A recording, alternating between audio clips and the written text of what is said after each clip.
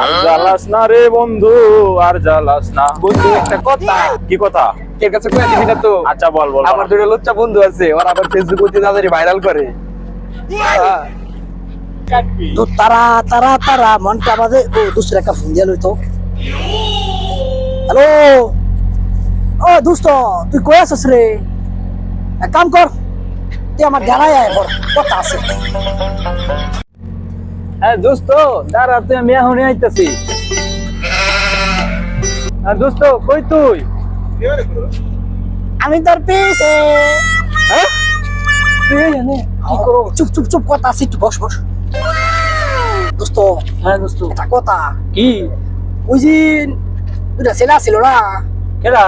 এই বতিব আর সতীব, হ্যাঁ হ্যাঁ, এই দুইটা কিন্তু অনেক জ্বালাইতাছে। কি করছে? দোস্ত কইস না, দুইটা কিন্তু অনেক লুচ্চা।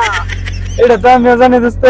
এর ওদিনে কেজরাত ওই দিন ওই যে রকি গোবারি আছে না, হ্যাঁ। রকি গোবারির পিছনে যে একটা সাইলা ছিল না, আছে। ওইটার ভিতর গিয়ে না দোস্ত কি করবে? টাকা দিছে। হ্যাঁ বন্ধু বল। ফারুক আর আরিফ আমার নামে যে দুর্নাম করেছি, কি জানোস? আরে না, এটা হ্যাঁ? আমি জানি না।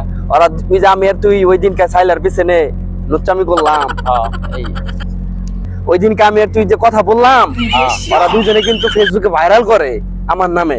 এটা তো আমি আগে ছিল না। এটা জানোস না? আরে না, ওরা কিন্তু বহুত বাটপার।